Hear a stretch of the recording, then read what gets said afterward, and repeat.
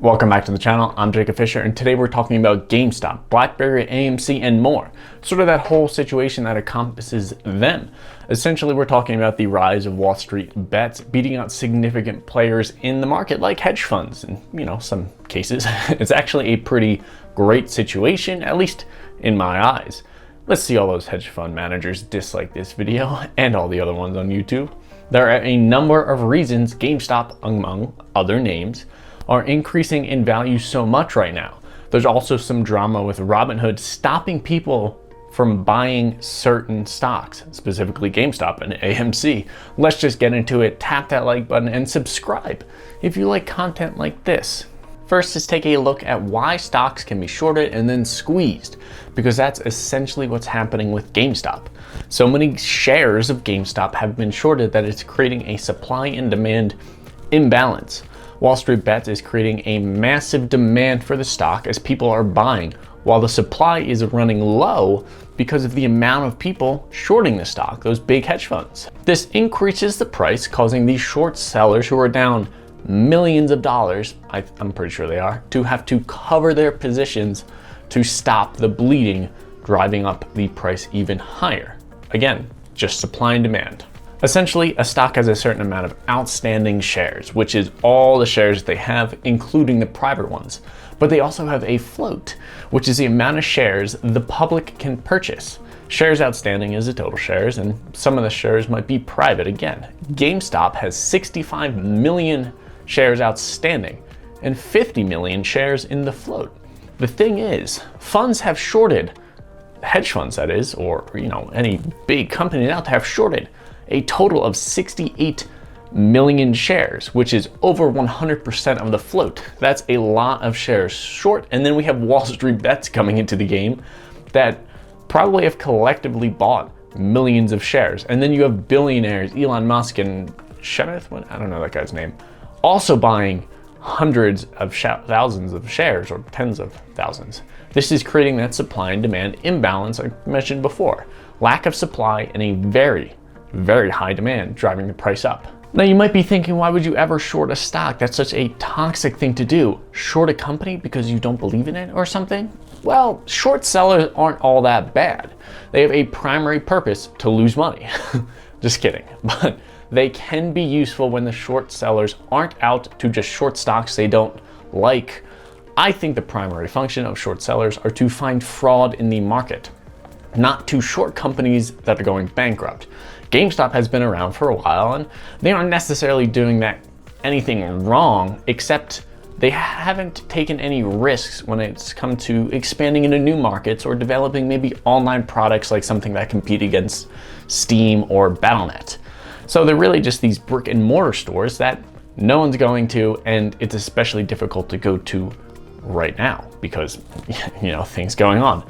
Short sellers took advantage of this and shorted the stock to try and make money. The best short sellers though are not really just supposed to try and manipulate stocks down by shorting millions of shares, but rather short sellers are supposed to short millions of shares in companies while potentially exposing fraud. A great example of short sellers exposing fraud is the Enron fraud, where there's a whole Wikipedia you can read about and research more, but essentially they hid billions of dollars in debt, Enron, the company that is, in the accounting process from failed deals and projects they were working on. Short sellers noticed some things were awry and started shorting the stocks, which eventually the SEC started to investigate, finding out about this fraud, this huge fraud, and then eventually they declared bankruptcy because they ran out of money and they made so many bad deals. That's a good example of short sellers. That's where they can be good. There's even more, a better example is 2008 with the whole recession. The Lehman Brothers fraud was exposed by a series of highly intelligent short sellers. There's a whole movie about it, right? They made millions of dollars while also exposing the whole banking issue and mortgage crisis. After both of those things happened, those giant, things, laws were put into effect to stop them from happening again, which is a great example of how useful short sellers can be. Shorting brick and mortar stores is not the same as the Lehman Brothers, right? Short sellers in this case are probably heavily shorting stocks that might be going bankrupt or going through hard times, and Wall Street Bets doesn't like that. They don't want those hedge funds making millions of dollars while destroying companies and driving their prices down, or stock prices down. Or at least they used to enjoy. I remember going to GameStop a long time ago. WallStreetBets has been able to make significant portions of money as well with its increase in stock, which is kind of why hedge funds don't like it. You can't let the little guy win, right? They've been able to use their funds to donate to various hospitals and things to cover their own personal medical treatments, as you can see some of the examples on the subreddit. What's so bad about that? That's not where this whole drama ends, though. It gets better. Robinhood has blocked people from buying certain stocks to keep customers safe. Right. Whatever that means.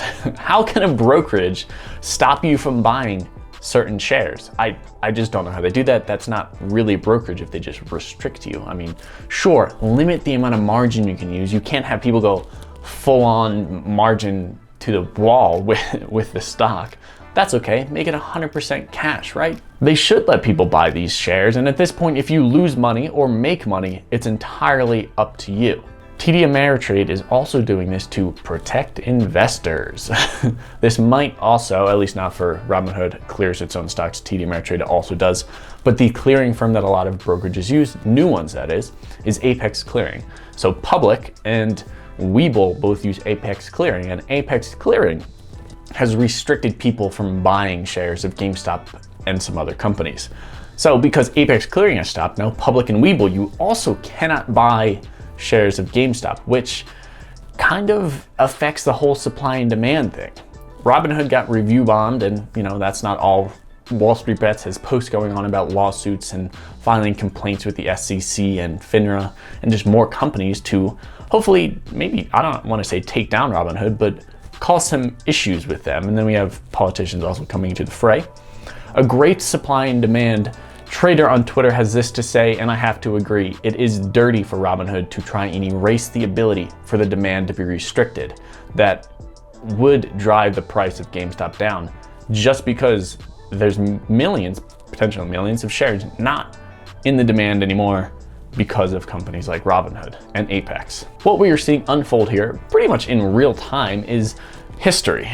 That sounds dumb, but it's kind of true. I have no idea what the final outcome is going to be, but Robinhood, other brokers, Reddit, and hedge funds are all going to have something to do with whatever happens in the end.